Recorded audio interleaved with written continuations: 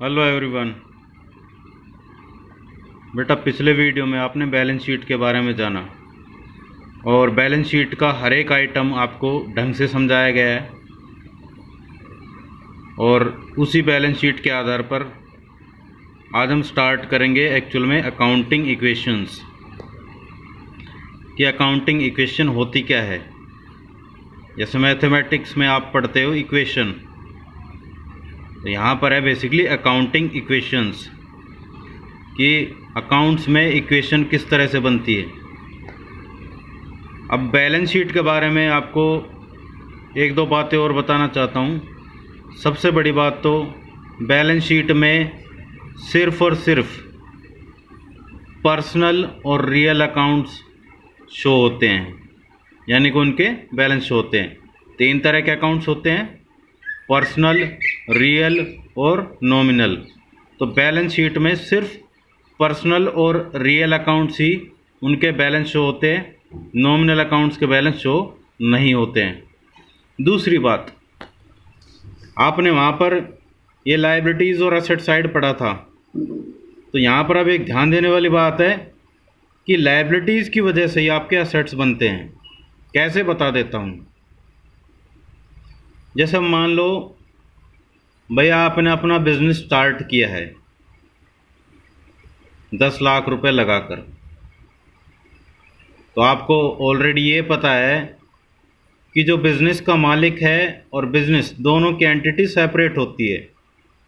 Business के मालिक को बिज़नेस का क्रेडिटर समझा जाता है, यानी कि एक तरीके से ये समझा जाता है कि जो बिज़नेस का मालिक है उसने बिज़नेस को उधार दिया है।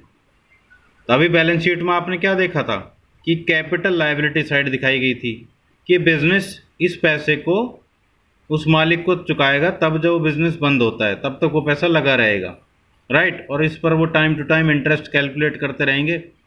अब इधर आपने 10 लाख रुपए वो कैपिटल के रख दिए। भाई बिज़नेस में कैश भी तो आया है, तो कैश 10 लाख यहाँ पर दिखाओगे, तो हो गई अकाउंटिंग इक्वेशन। अब एक सबसे बड़ी बात और क्या है, अकाउंटिंग इक्वेशन में यहाँ पर क्या होगा, बैलेंस शीट में या तो दोनों साइड बराबर बराबर फर्क पड़ेगा या एक साइड दो जगह फर्क पड़ेगा, राइट। मतलब दो जगह फर्क जरूर पड़ेगा, या तो दोनों साइड पड़ेगा या एक साइड दो जगह, इस तरह से फर्क पड़ेगा। तो वन बाय वन हम देखेंगे कि किस तरह से फर्क पड़ता है। एक बार दोबारा उन चीज़ों को रिपीट कर रहा हूँ। बैलेंस शीट में रियल अकाउंट और पर्सनल अकाउंट के बैलेंस ही शो होते हैं, नॉमिनल अकाउंट के शो नहीं होते हैं। दूसरी बात, आपकी लायबिलिटी साइड की वजह से ही आपकी असेट साइड है। अगर वो कैपिटल नहीं लगाते, आप कैपिटल नहीं लगाते 10 लाख की, तो क्या बिजनेस में कैश आता? नहीं आता। तो लायबिलिटी साइड की वजह से ही असेट साइड होता है, राइट। अब ये चीज़ें मैं आपको एक तरीके से और बता सकता हूँ। जैसे यहाँ पर अब क्रेडिटर्स दिया हुआ है। क्रेडिटर्स वो होता है जिससे हम उधार माल खरीदते हैं। स्टॉक इन ट्रेड क्या है, बेसिकली वो सामान है, ठीक है। अब इससे आप उधार माल खरीद के ला रहे हो, अगर ये क्रेडिटर नहीं होता तो क्या आपके पास सामान आता? भाई मान लो 10,000 का माल उधार खरीदा, तो क्रेडिटर्स 10,000 इधर दिखा दोगे और स्टॉक इन ट्रेड 10,000 इधर दिखा दोगे। तो इस क्रेडिटर की वजह से ही तो 10,000 का माल आया है, तो क्रेडिटर 10,000, इधर भी स्टॉक इन ट्रेड 10,000। तो इस तरह से आप शो करोगे, राइट। अब इन्होंने यहाँ पर बेसिकली क्या बताया हुआ है कि 60,000 की कैपिटल है, 40,000 की लायबिलिटी, मतलब बाहर से पैसा उधार लिया है। अब इसकी वजह से आपने क्या है, 1 लाख के एसेट्स खरीदे हैं, मतलब ये 1 लाख रुपए है। इसकी वजह से भाई चाहे आपके बैंक में पैसा है, चाहे आपके पास माल है, फर्नीचर, मशीनरी है, कुछ भी है, वो इस 1 लाख रुपए की वजह से आपके एसेट्स बने हैं। तो क्या होगा, कैपिटल प्लस में liabilities is equal to assets, क्योंकि दोनों साइड का टोटल बराबर होता है। कैपिटल प्लस में लायबिलिटीज यानी कि 60,000 प्लस में 40,000 इज इक्वल टू एसेट्स यानी कि 1 लाख। तो वो इक्वेशन हम नीचे देख लेते हैं। यहाँ पर आप देख रहे हैं असेट्स 1 लाख है, लायबिलिटीज जिसमें क्रेडिटर्स और बैंक ओवरड्राफ्ट दोनों ही है, ठीक है, 40,000 का, और कैपिटल 60,000 की। तो दोनों साइड भाई 60 और 40 1 लाख और इधर 1 लाख। अब यहाँ पर इक्वेशन बन गई, जैसे आप भाई इधर से उधर करते हो, तो साइन चेंज हो जाता है। अगर कैपिटल को उधर ले जाओगे, अगर मान लो आपको लायबिलिटी निकालनी है, लायबिलिटी मान लो 40,000 नहीं दिया होता और कैपिटल 60,000 दिया होता, तो इसको 60,000 को इधर लाते, 1,00,000 घटा 60,000 तो 40,000 आ जाता।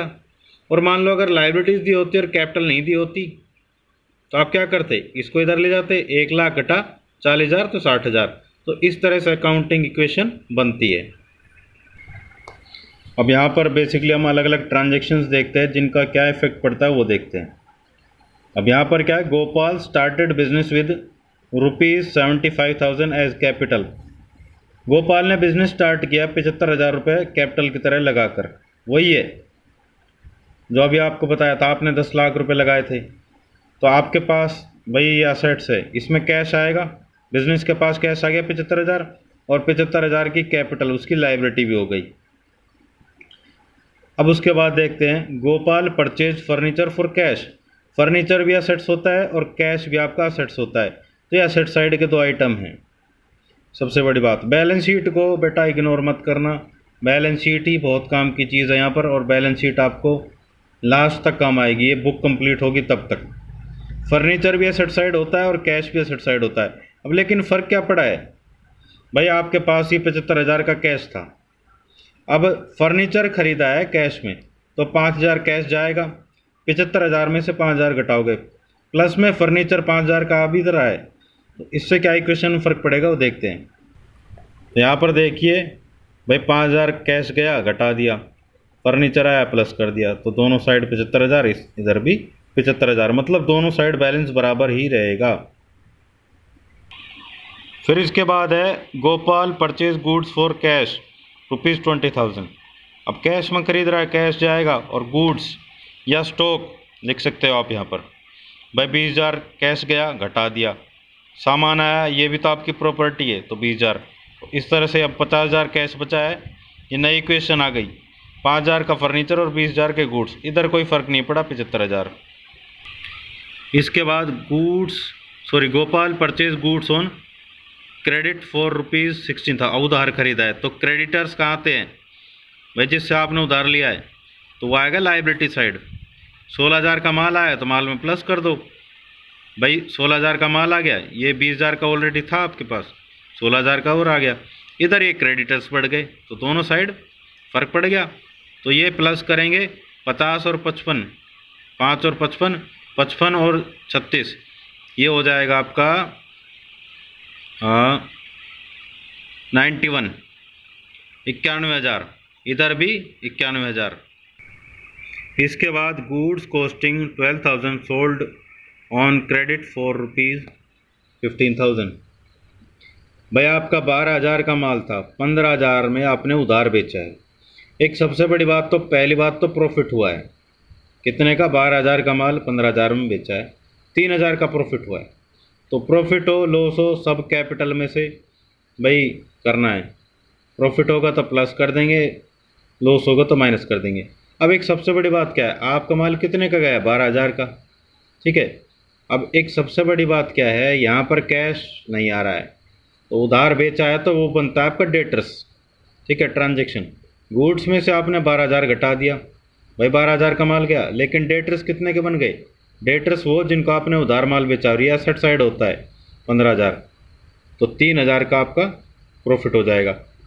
प्लस माइनस करके भी आप देख सकते हो, 12,000 माइनस का 15,000 प्लस का, तो प्लस का 3,000 बच रहा है, तो इधर वही आएगा ना, तो प्लस का 3,000 इधर रखा जाएगा, प्रॉफिट होगा तो इधर प्लस करेंगे कैपिटल में, और लॉस होगा तो माइनस करेंगे। मान लो 12,000 का माल 9,000 में बेचते तो 12,000 का तो माल जाता ही, 9,000 के आपके डेटर्स बनते, ठीक है, 3,000 इधर माइनस होता, राइट। अब यहाँ पर है पेड ₹1,000 फॉर रेंट, भाई रेंट चुका रहे हो, 1,000 रुपये तो कैश में से घटेंगे और 1,000 रुपये कैपिटल में से भी घटेंगे, 1,000 रुपये कैश में से घट गए, 1,000 रुपये कैपिटल में से, दोनों साइड का टोटल बराबर चलता रहेगा।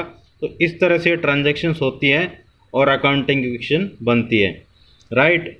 तो बेटा आज के लिए इतना ही बहुत है, मिलते हैं नए क्वेश्चंस के साथ नए वीडियो में, तब तक के लिए आप बने रहिए हमारे चैनल अकाउंट्स एंड इको। हमसे सीखो पर, राइट।